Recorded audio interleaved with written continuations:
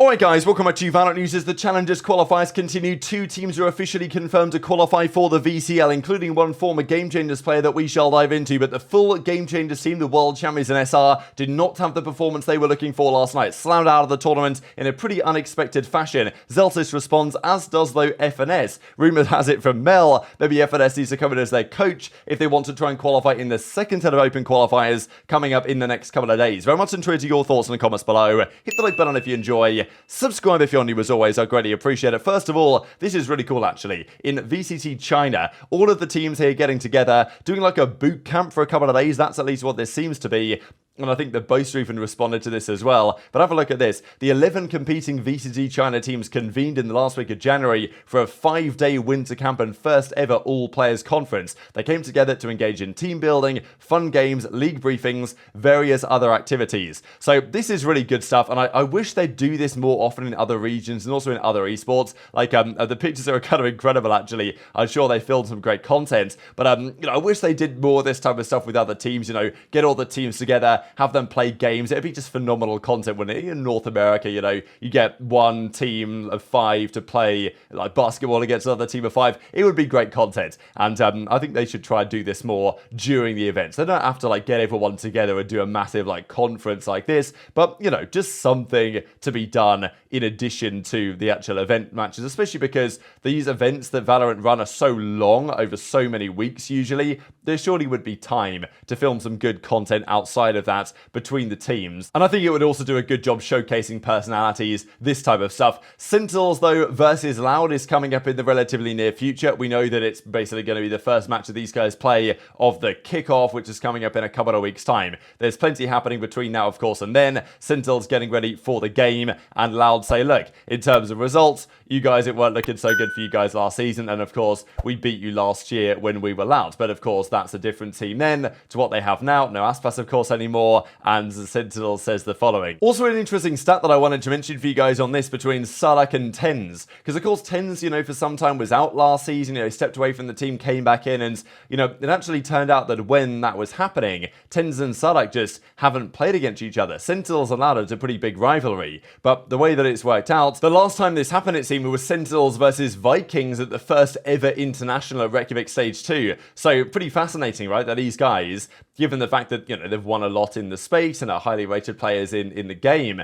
have actually not even matched up against each other for some time. So that is going to happen in a few days, and it might then happen the next day, because, it's quite possible, at least 2 days later, it's quite possible that Sentinels end up playing Loud, win or lose, and then play 100T or Lev, and then play each other again. That's at least a probable outcome that certainly FNS was predicting in his group. We've got to talk about Challengers, though. There's been some degree of drama going down, not as much as we saw over the last couple of days. Maybe Cheddar's going to be cooking something up elsewhere, but it's also going down to the other regions as well. Challengers Japan, I thought this was pretty cool to see what's happening over there, but we know full well that the North American Tier 2, Tier 3 scene is absolutely stacked. It's constantly talked about by players like Ethan that there are really good players in the North American scene that are smoking the pros on regular occasions. We're not just talking about Oxygen and Moist Shopify and these other quality teams, but we're also talking about players, theoretically even lower down than that. I also do wonder, just while I think about it, what would happen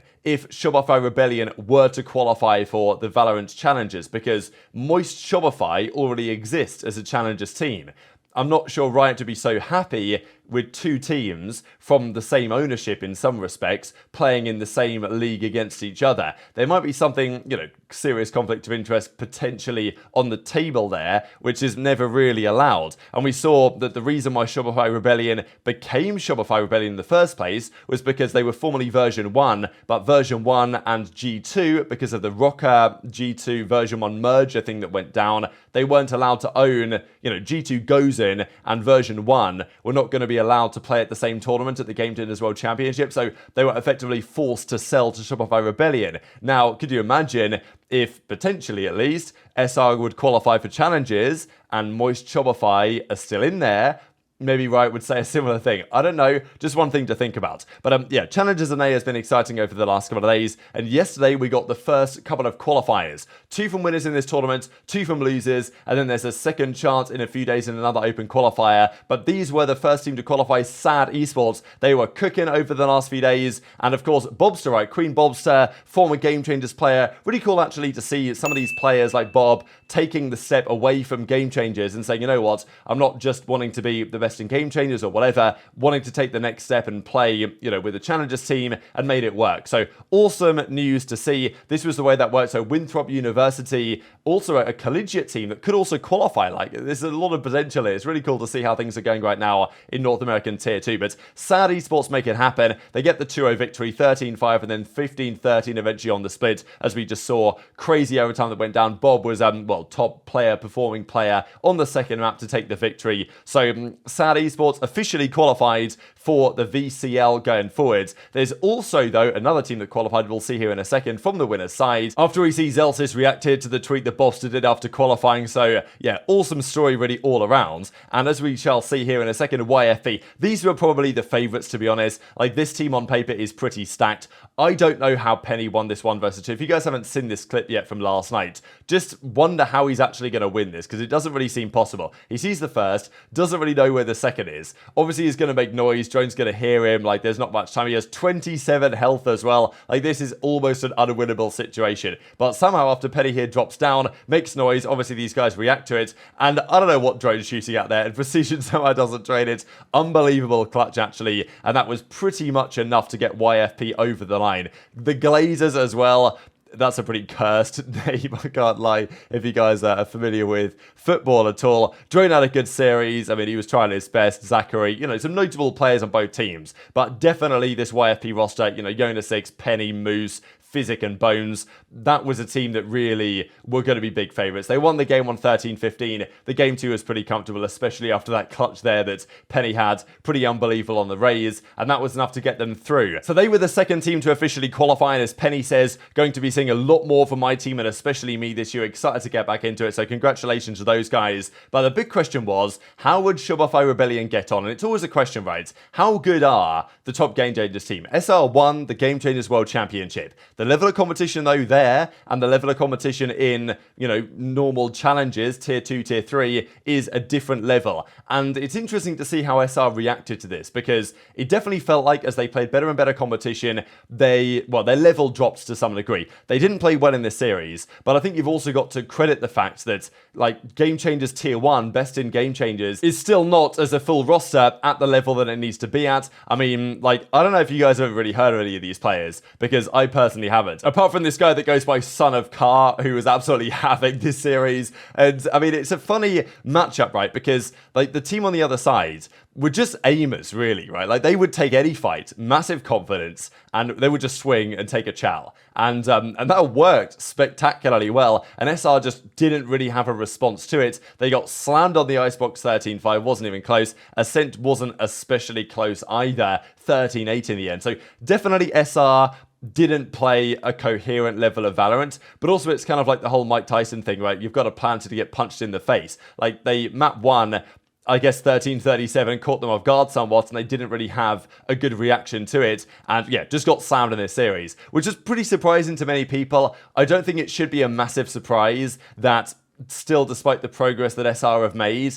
they're not at the level that they need to be at to probably qualify at the moment. They might have another chance. Well, they do have another chance in a few days' time. We'll see about that. And as Mel says, you know, out of the qualified top 12, hurts to lose like that after playing well in our first few series. Get closer every time. Need to pick ourselves up and work even harder for the next one. So, you know, she's right. They've got closer than last year. But if they don't qualify, especially after this result, people will look at them theoretically dominating Game Changers again. I think, well, you know, it has a little less prestige knowing that still, despite being great in Game Changers, it's not enough right now to be good enough to qualify for the Challenger side. But nonetheless, it's a good experience, it's good practice, and they've got a few days to prepare for the second chance, effectively, to just try and play better Valorant. Because I think if they played their game, that would be, you know, a more competitive series. But at the end of the day, if you can't play your game, like, you know, your actual level that you can reach in every single series, it's not going to be good enough, especially at this this very competitive level, right? People think that, oh, you know, we haven't even heard of these guys, tier 2, tier 3, tier 4 North American players, but there's still so much talent out there in the depth of that region, which, you know, have to be respected, right? And as Sarah says, out in top 12, embarrassing performance, you know, tired of choking these runs, insanely fun matches, though, want to keep going. So we'll see if they can turn it around. This, though, is what things look like at the end of that. So Sad Esports qualifies, YFV Gaming qualifies, and in the losers bracket, 1337 took down SR. We were potentially expecting, actually, a Burgerville SR match in lower round 5. That never happened. The Glazers dropped down into LR6, so, you know, it would have been a good 3 series that SR would have had to win to make it through, but it would have been achievable on paper. But, yeah, they will get another chance in a couple of days' time because, as we can see here, Open Qualifier number 2 begins on February 12th, 13th, and then on the 16th, that's when the final teams will be determined after we get some confirmations over the next couple of days here, because as we see here, February the 3rd, which is today, everything is going to be locked in and we're going to see the final players qualify. So as Floor actually says here, welcome our new head coach to FNS. With that being said, Effie's has moved to the assistant coach position. Thanks for the support, right? So maybe FNS is the key man to take them back to the promised land here, and, you know, I don't know, despite obviously joking around, right? But maybe some advice and pointers could potentially push them in the right direction over the next couple of days. But very much interested in your thoughts on all this stuff in the comment section below. Just one final thing I thought was interesting here from Liquipedia. Most searched players and personalities on the Valorant wiki. Something was actually number 1 here, taking the spot away from TenZ. Pretty interesting stuff. Something, of course, became a massive personality in his own right, but also, you know, when he was first coming around to Paper X, it was like, who is this guy, right? So I imagine that might be part of it. TenZ was number 2. Forsaken, Yay was still number 4. Demon 1 as well, of course, I guess similar applies to him. Chronicle boasted Jing Durka Aspas, which is, you know, pretty well aligns with the biggest personalities in the space, as well as some of the best players in the world. So very much interested in your thoughts on all this stuff in the comments. Hit the like button if you enjoyed. Subscribe if you're new. Take care, and I'll see you next time.